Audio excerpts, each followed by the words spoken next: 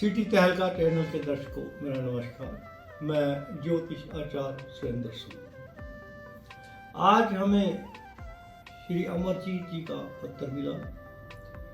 उन्होंने लिखा है कि उनके ब्रदर को उम्र कैद हुई।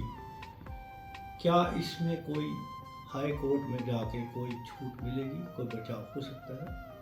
तो इसके ऊपर आप विचार करें। अब यहाँ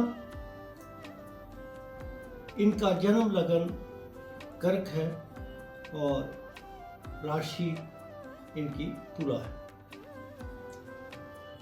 दर्शकों, मैंने पहले भी बहुत बार बोला कि राशि से जब भी हम देखेंगे तो वह स्थूल मान होता है। तो यहाँ इनका राशि से भी अगर थोड़ा देखें तो इस वक्त चतुर्थ का ढैया चल रहा है, जिसको हम ज्योतिष में बोलते हैं कंटक ढैया। जब चतुर्थ का कंटक ढैया चलता है तो यह जातक को घर से दूर कर सकता है। कई बार छोटे बच्चों पे होता है तो बच्चे किसी ना किसी कारणवश माता पिता से दूर होते हैं। जैसे हॉस्टल में एजुकेशन के लिए गया, दैट्स गुड, बट घर से दूर हो गए ना। तो यहाँ चतुर्थ का ढैया चल रहा है और इनके भाई से जो बताया तो कैद हो गई, तो वह घर से तो दूर ही हुए। अब वास्तव में चेक करेंगे लगन से क्या परिस्थिति है। यहाँ पर यह बात ध्यान देने वाली है कि अगर जन्म समय पे कारावास योग होगा तभी जेल होगी, अदरवाइज नहीं हो सकती। तो ये सबसे पहले अगर हमें एस्ट्रोलॉजिकली देखना है कि ये समय और जो भी डेट ये बता रहे हैं अगर ठीक है तो इनके जन्म कुंडली में कारावास योग होगा, तभी जेल होगी, नहीं तो नहीं हो सकती। तो यहाँ जेल हुई, ये प्रैक्टिकल है। अब हम देखेंगे कि क्या जन्म समय पे कारावास योग है। तो इनका जन्म कर्क लगन में हुआ है। जन्म समय पे शनि देव अष्टम में है और अपने ही मूल त्रिकोण राशि में है। यहाँ परंपरागत पंडित या कुछ ज्योतिषी ऐसा मानते हैं कि शनि देव अपनी मूल त्रिकोण राशि में या कोई भी ग्रह अपनी राशि में हुआ तो अच्छा ही करेगा, लेकिन यहाँ ऐसा है नहीं। ये शनि देव जितने भी मैलिफिक प्लैनेट हैं ये लिविंग एंटिटीज के लिए बुरे होते हैं और नॉन लिविंग के लिए बहुत अच्छे होते हैं। तो यहाँ प्रश्न तो लिविंग का है कि जातक को उम्र कैद जेल कभी होगी, कारावास होगा या नहीं। तो यहाँ अष्टमेश होकर शनि अष्टम में ही हैं और साथ में बृहस्पति देव भी हैं। अब ये दोनों ग्रह देखिए, एक दंडात्मक ताकत रखते हैं शनिदेव जो डिसिप्लिनरी प्लैनेट माने जाते हैं, और बृहस्पति देव को हम जुडिशरी का कारक सिग्निफिकेटर मानते हैं। तो यहाँ जुडिशरी के कारक और दंडात्मक कार्रवाई के कारक शनिदेव दोनों इकट्ठा अष्टम भाव में हैं, जिनको हम अच्छा नहीं मानते। अब यहाँ पर अगर शनिदेव की दृष्टि देखें तो इनकी तृतीय दृष्टि, इनकी 3 दृष्टियां होती हैं, 3, 7, 10। तीसरी दृष्टि दशम भाव पे आएगी और दूसरी दृष्टि धन स्थान पे जाएगी 7वीं, और 10वीं दृष्टि इनकी पंचम स्थान पे आएगी। तो यहाँ पर शनि और गुरु इकट्ठा है तो बृहस्पति देव शनि से पीड़ित हुए। और अब आगे देखें कि और किसी प्रभाव में कोई इनके है तो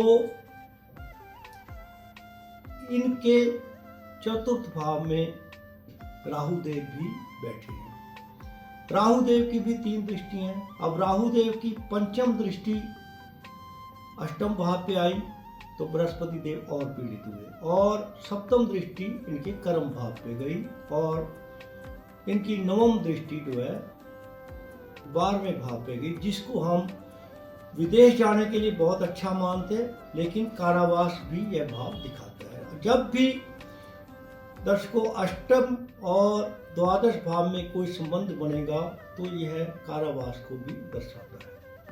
अब यहाँ से दो चीजें कॉमन हो गई कि दसम भाव पर राहुदेव की दृष्टि, अष्टम भाव पे भी, और अष्टम भाव में शनिदेव बैठे हैं और शनिदेव की तृतीय दृष्टि भी कार्यभाव दसम स्थान पे गई। यानी यहाँ इनकी कुंडली को देखकर हम बोल सकते हैं कि इन्हें जो कारावास हुआ उसमें कहीं ना कहीं इनका कर्म स्थान इन्वॉल्व है। यानी कर्म स्थान पे कोई झगड़ा हो सकता है, कर्म स्थान पे कोई भी किसी किस्म का एलिगेशन लगा होगा जो इन्होंने लिखा नहीं। अगर यह सुन रहे होंगे तो इन्होंने पता होगा कि कर्म स्थान पे कोई ना कोई इनके ऊपर एलिगेशन लगा है, तभी यह कार्रवाई हुई है। अब ये हो गया कि काल हो गया। अब इनका दूसरा जो प्रश्न है कि क्या इन्हें अगर ये हाई कोर्ट में या अपर किसी भी कोर्ट में जाएं तो क्या उन्हें रिलीफ मिलेगा। अब इसको चेक करते हैं। आज इसमें हम दशा और गोचर दोनों चीजें देखेंगे। अभी गोचर में देखिए शनिदेव अष्टम के स्वामी अष्टम के ऊपर हैं, अष्टम भाव में ही भ्रमण कर रहे हैं जो सितंबर 25 तक रहेंगे, और राहुदेव भी अभी एक साल यहाँ रहेंगे। दोनों ग्रह यहाँ भी प्रभाव रखेंगे। तो अब इसके ऊपर केतु देव की देखें तो केतु देव का यहाँ कोई प्रभाव नहीं आ रहा, मंगल देव का यहाँ इस वक्त कोई प्रभाव नहीं आ रहा, लेकिन राहु और शनि दोनों का नेगेटिव प्रभाव आज भी यहाँ है। तो यहाँ से अब दशा चेक करें तो इनकी दशा इस वक्त शुक्र में शनि की चल रही है, यानी यहाँ शनि अत्यधिक प्रभावी हो गए। शनि का कंटक ढैया भी चल रहा है और शनि की दशा भी अंतर चल रही है। दर्शकों मैंने पहले भी बहुत बार बतलाया होगा कि जब भी अंतर दशा का स्वामी 70% ताकत रखता है और महादशा का स्वामी केवल 30%। लेकिन इसके साथ साथ एक ज्योतिष का पक्का नियम है, थंब रूल है कि जब भी शनि में शुक्र या शुक्र में शनि आएंगे तो यह जातक को बहुत किस्म की नई नई दिक्कतें पैदा कर देंगे। तो इनके लिए तो दिक्कत ऑलरेडी चली रही है। अब यहाँ हम देखें कि इन्हें आगे अपील करनी चाहिए या नहीं। इनको किसी विशेष अच्छे मुहूर्त में ही अपील करनी चाहिए, वह फलित होगी। अब फलित कैसे होगी? शनिदेव सितंबर 25 में यहां से राशि बदलेंगे, तब तो वह पॉजिटिव हो जाएंगे, लेकिन अभी नेगेटिव है। तो यहां अब सितंबर 25 तक तो अपील के लिए वेट नहीं कर सकते, लेकिन मैं इनको सलाह दूंगा कि अगर कोई विद्वान ब्राह्मण इन्हें मिले तो शनिदेव की पाताल क्रिया अगर करवा ली जाए तो इनको 99% बेल होने के चांस बनते हैं। जो कि अब यहाँ मैंने यह भी जानकारी के लिए बता दूं, हमारे नॉर्थ इंडिया में बहुत कम पंडित हैं जो पाताल क्रिया भी कर दें। पाताल क्रिया शनिदेव की बहुत सख्त पूजा मानी जाती है और शास्त्र में विधान है कि अगर पाताल क्रिया गलत हो गई तो जिस जातक ने करवाया उसे तो लाभ होगा, लेकिन वह पंडित जरूर मरेगा। इसलिए पंडित अक्सर ये नहीं करते। साउथ इंडिया के पंडित अक्सर कर देते हैं, लेकिन हमारे नॉर्थ इंडिया में इसका चलन भी कम है। उसका कारण भी मेन यही है कि कोई करता ही नहीं, या हम समझ लो इसका ज्ञान कम है यहाँ के पंडितों को। तो इनको अगर इनके लिए शनिदेव की पाताल क्रिया करवा ली जाए तो अवश्य लाभ होगा। और यहाँ बृहस्पति देव भी इन्वॉल्व हैं, तो बृहस्पति देव जुडिशरी के भी कारक हैं। इसके लिए बृहस्पति देव की पूजा भी करवा सकते हैं, या मैं इनको एक और उपाय बताता हूँ। अगर ये करेंगे तो उससे केवल उपाय से भी फर्क पड़ेगा। किसी भी बृहस्पतिवार शुक्ल पक्ष में 108 केले या बेसन के लड्डू ले लें। और सुबह सूर्य उदय के 1 घंटे के अंदर अंदर किसी भी मंदिर में या किसी और पवित्र स्थान पर जहाँ पीपल का वृक्ष लगा हो वहाँ जाए और एक खाली टोकरी साथ रखें। एक टोकरी में डिब्बे में ये लड्डू या केला रख लें। एक उठाएं और उस पीपल के वृक्ष की परिक्रमा करें। मंत्र साथ साथ पढ़ना होगा, ओम ब्रह्म बृहस्पतये नमः, ओम ब्रह्म बृहस्पतये नमः। जब 108 परिक्रमा हो जाएगी तो आपको अपने आप पता चल जाएगा, गिनती करने की जरूरत नहीं है, क्योंकि 108 पीस ही आपके पास केले या बेसन के लड्डू। इसके बाद आप पीपल देव को नमस्कार करिए कि हे ब्रह्मदेव, हे बृहस्पति देव, हम पर जो यह दिक्कत आई है इसमें आप हमें राहत दें।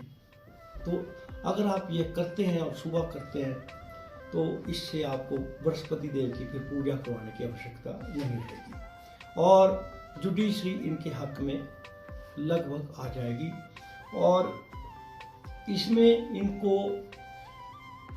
काफ़ी राहत मिलने के यहाँ पे चांस बनेंगे। तो यह उपाय इनको करें। और दर्शकों, मैं फिर आपको बता दूं कि यह जो हम प्रोग्राम में जितनी कुंडलियों का विश्लेषण करते हैं, जो आपको उपाय बताते हैं, ये पूर्णतः शास्त्रीय उपाय बताए जाते हैं। इसमें कोई तंत्र मंत्र यंत्र नहीं है, इसमें केवल वैदिक पूजा, वैदिक विधान है और ये निःशुल्क परामर्श देते हैं। आपको किसी को भी कोई समस्या हो तो हमें नीचे दिए गए नंबर जो फ्लैश हो रहा है उस पर व्हाट्सएप करें, अपनी जन्म विवरण पूर्ण लिखें और अपनी समस्या लिखें। हम किसी न किसी एपिसोड में आपका नेक्स्ट में इस आपके पत्र का जवाब अवश्य देंगे।